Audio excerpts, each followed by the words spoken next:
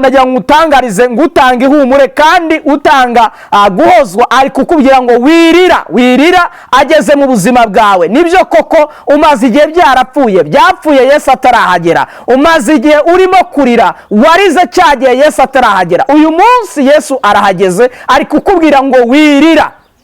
Ageze mu mudugudu w'iwanyu akubwira ngo wirira. Wahuye n'abakuriza, wahuye n'ibikuriza, waguye n'ibigusharira n'ibigujomba bikubabaza, biraguhanda bikubera imifatangwe, ariko uyu munsi Yesu arahageze ari kuvuga ngo wirira. Imana itugirire neza.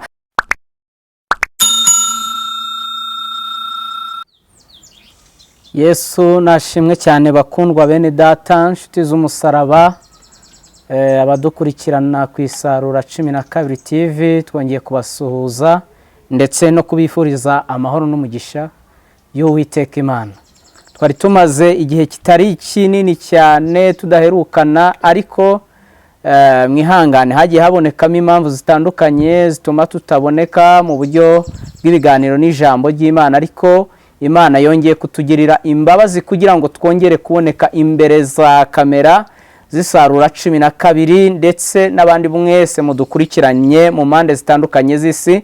Amahoro y'Umwami Yesu ababeho. Ubagezaho ijambo ry'Imana, amazina ye nitwa Nzabandora Patrick, ndumubwiriza butumwa bwiza nk'uko musanzwe mubizi.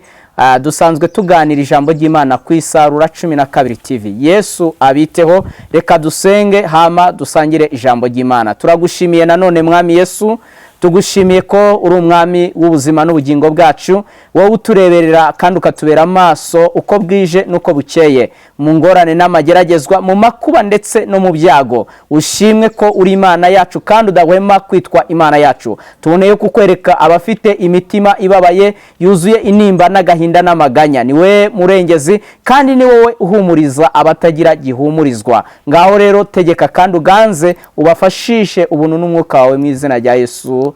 Amen. Reka dusome ijambo ry'Imana dusanga hano mu butumwa bwiza bwa Yesu Kristo uko bwanditswe na Luka ibice 7 umurongo n'uwa 13. Turaba turi ku ntego y'ijambo ivuga ngo humura, Yesu yamaze kumenya ikikubabaje ndetse n'ikikuriza. Imana itugire neza. Humura, Yesu yabimenye, Yesu kandi abimenye n'imbabazi nyinshi. Reka dusome ijambo ry'Imana. Riravuze ngo Umwami Yesu amubonye amugirira imbabazi, aramubwira ati wirira. Yesu aravuze ngo wirira. Yegera ikiriba agikoraho, abakikoreye barahagarara.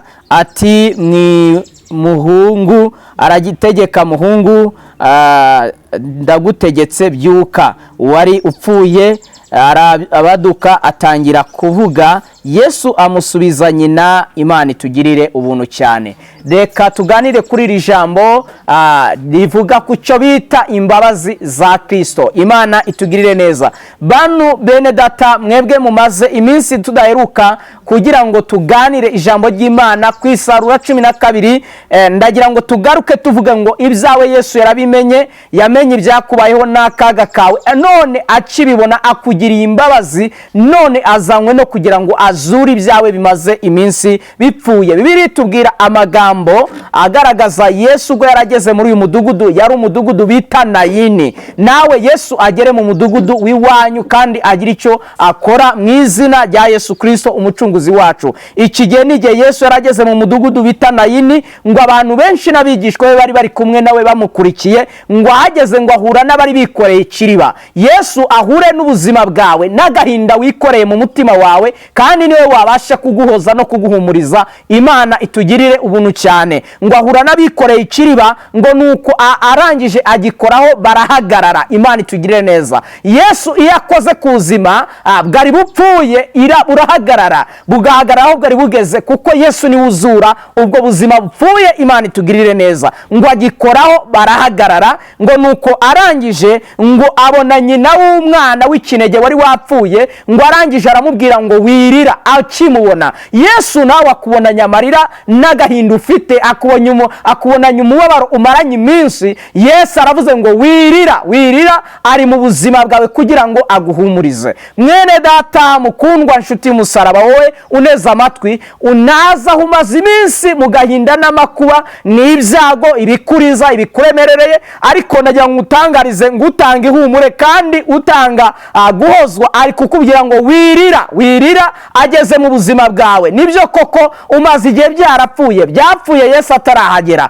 Umaze igihe urimo kurira, warize cyagiye Yesu atarahagera. Uyu munsi Yesu arahageze, ari kukubwira ngo wirira.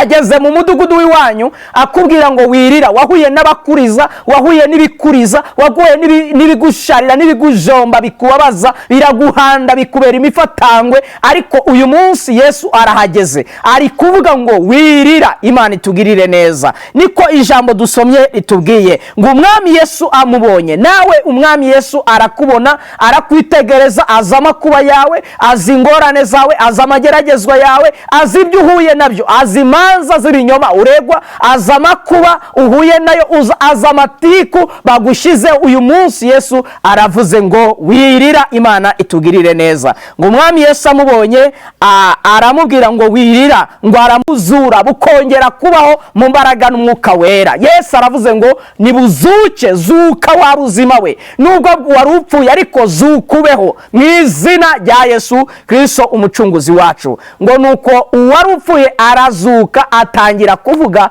Yesu ngo amusubiza nyina. Yesu agusubije ubuzima bwawe bwari bwarishwe n'ab'isi. Imana itugirire neza. Ubuzima bwawe bwari bwarishwe n'ab'isi, Yesu arabugusubije, kandi abugusubije ari ubuzima buzima. Imana yabera itugirire neza. Yesu aravuze ngo humura muhungu, kanguka, byuka. Nuko wari upfuye arabyuka, Yesu aramufata amusubiza nyina. Imana itugirire neza. Umaze iminsi mu buzima bupfuye, ariko uyu mwanya Yesu aravuze ngo bwongere kubaho mu izina rya Yesu Kristo umucunguzi wacu. Nubwo Yesu yari yaratinze ku buzima bwawe, ariko uyu munsi arahageze avuga ngo ongera ubeho. Imana y'amahoro itugirire neza. Nakagaruka rero, najya nkubwire ngo Yesu ategetse ibintu byose biremera mu izina ry'umucunguzi wacu Yesu tubisabye twizeye, amen. Reka dushimire Yesu ugera mu buzima bwacu akazura ibyari bipfuye. Turagushimiye nanone mwami Yesu, tugushimiye ubuntu n'imbabazi udahwema kugirira abakubaha n'abakwizera.